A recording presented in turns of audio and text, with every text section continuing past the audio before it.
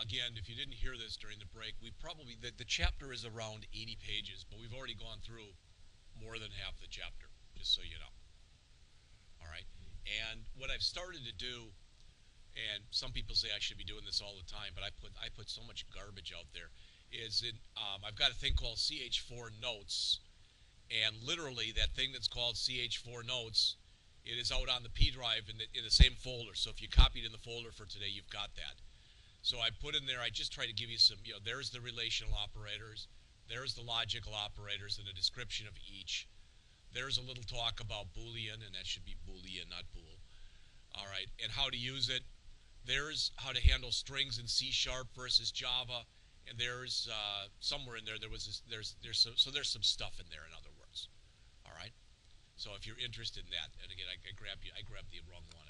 I've got one in both for the C class and for the Java class. So there's one in each one of those. All right. So getting back to where we were. If you still have that payroll program, either or both of them up, you can close them because I want to bring up the other program, the one that's called Seasons. All right, and I'm going to go over that one with you. As you can see, foolishly, I did not change their comment. So it says, this program translates the English names of the seasons into Spanish. No, it doesn't. But I wrote this. So I wrote it. You like it, fine. I wrote it. You don't like it, fine. I wrote it. But it's in a loop. All right? So it's expecting that you're going to type in spring, summer, fall, autumn, winter, or quit. So notice if I type in something incorrect, type in whatever. All it does is it just tells you to do it again. Okay? So it doesn't do anything. All right? And if I spell spring wrong, if I write springs, for example, it's expecting it to be just like that. But it is set up so I can put it in uppercase, lowercase, or mixed case. So I want to quickly go over that stuff with you that's in this program. All right? Bless you. So the first thing, let me quit. All right, as you look in here, I've got a value that's called input, and that's what we're going to use. I really didn't even need this because it's a string anyway, but that's fine. And then I've got a Boolean variable called again. All right. One thing I cannot use, would have been kind of nice instead of again to type in this. Oops. Can you see, looking at that, why I can't use the word continue? Because it's a keyword. All right. If I try doing that and I move off, it gives me a message here that says syntax error on token continue, because it can only be used in a certain way. So I create the Boolean variable called again, and then I check right away, and as long as it's true, remember, that is the same as while again equal true. So as long as it's true, go and ask the person to enter a season. Then I did a switch on the season, and I have no idea when a person puts that in if they're going to put it in uppercase, lowercase, or mixed case. Now, I can tell them, I can say only use uppercase and hope that they read it. Or I can do this that says no matter what they put, convert whatever they just typed in into uppercase. So as you already probably guess and can figure out, again, what that's going to do is if I come in there and I type in this, it's going to change it to this. Okay? Automatically. And why? Why would I want to do that? Because I don't want to sit there and say case spring or case spring, or what if the person types it in and types in case with a big S? I can try to come up with every permutation of that I want, but that's stupid. All right? I'd rather not do that. I'd rather do it like this. And by converting it all to uppercase, I'm able to do that. All right? So if it's spring, we print the April showers bring May flowers, and we break. If it's summer, we print picnics, barbecues, the 4th of July, and we break. If we type in either autumn or fall, leaves changing, getting colder, and we break. Winter, snow and cold weather, and we break. And quit, literally, remember, I talked about this last time, but in case you weren't here the other day, That's how you can naturally terminate a program. That's normal program termination is system.exit, and you put a number in parentheses. If the number is 0, all right, basically what that's saying is normal program termination. Then I just print it out, all right? I print out all that stuff, and if it's a default, again, I just print out what I printed out originally. So this is going to keep going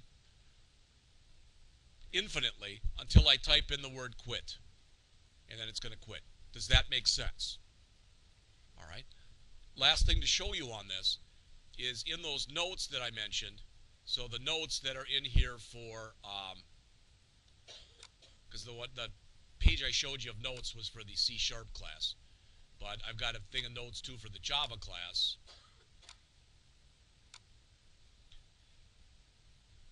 Then what you put in here, I just put this in as an example. Int size equal 3. All right, so I used an integer. All right, so there's some code in between here that may or may not change the value of size. And then I did a switch on that.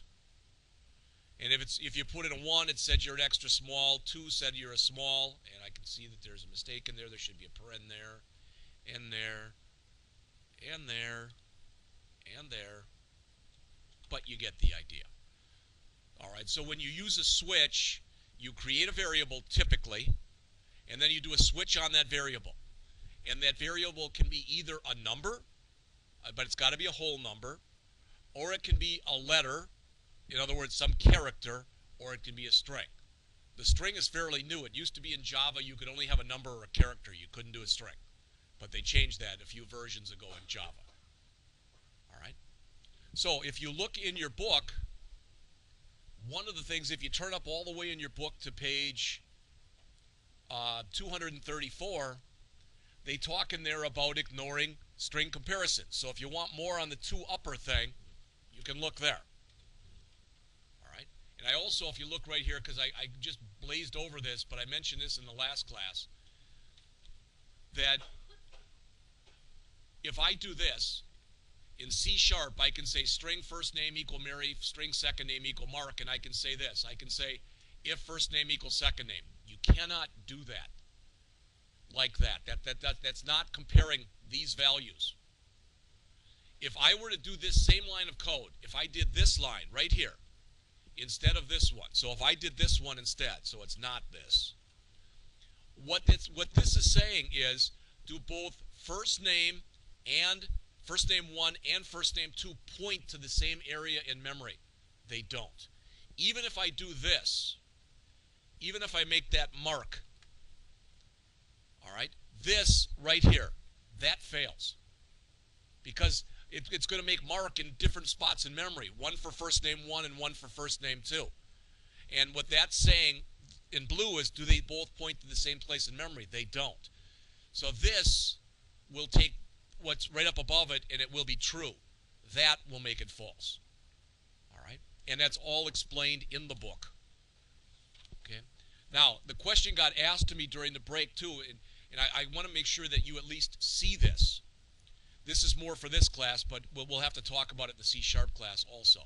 That if I come up here, and I've got here public class seasons like this, and it doesn't matter. I just want you to see this. That if I come in here, and I come in and I say int age equal 21. All right? Boom. Now I've got this thing called age. Notice if I come in here now, and I say age equals 56. All right? And it comes in and it says, cannot make a static reference to a static field. Well, since this is static, see that word static there, I've got to say static here. But notice as soon as I do that, it goes away. So I can declare a variable outside of my class, and I can then use it in any method that's in the class. That's a sloppy way to program. You should only declare variables in the method or methods that you need them, and pass them around back and forth. And that's what we're going to be moving toward fairly quickly. All right. They talk about the conditional operator on page 237. Guess what that is? That's that question mark colon operator that I already went through with you. Then they talk about the switch statement starting on page 238. They got a simple demo, a pet food demo, and then their seasons demo, which is the one I based mine off of, that's on pages 245 and 246 in the book. Then turning up to page 248, the author goes and talks about the decimal format class, which we've already been using. That's one of the reasons I went and explained it to you earlier. But if you need more on that, again, it's on pages 248, 249, 250, 251, 252, 253. All right? And I think I mentioned this to you, but it probably was near the beginning of the semester, so I want to say it again. If you go out to java.sun.com, it pushes you off to some Oracle site, and that's fine. But if you go out to java.sun.com or to oracle.com/technetwork/java, either one, and if you come out here and you go down and you, under these essential links that are on the left, if you go to Java APIs, just choose one. All right. What this brings up is the Java API, the application program interface, the specification. So if I want to know all about the string class, I can keep going down here until I find, under the STs, until I find string. And then it'll show me everything I need to know about the string class. All right, and a lot of times, if you know, well, gee, can I do this with strings? Can I do that? Rather than writing your own methods, I mean, notice how long this thing is. All right, you may or may not be able to tell, but it's pretty darn long.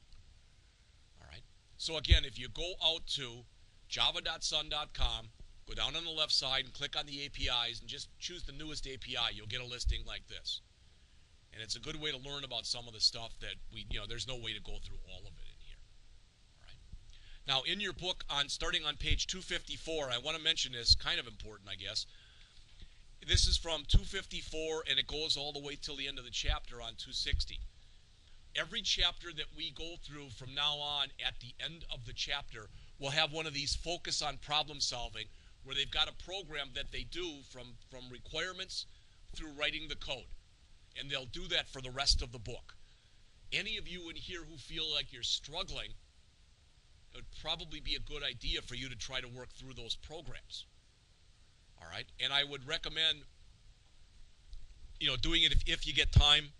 All right, again, that's one of the reasons I tape these, so you can go back and watch them again. And I should mention that, again, many of you heard this last hour, but if you weren't here, John Wanda will be here Friday. All right, so if people need help with because your first assignment is technically due today, I'll take it through Friday, and I won't mark you down at all. All right, but your first assignment then is due by Friday.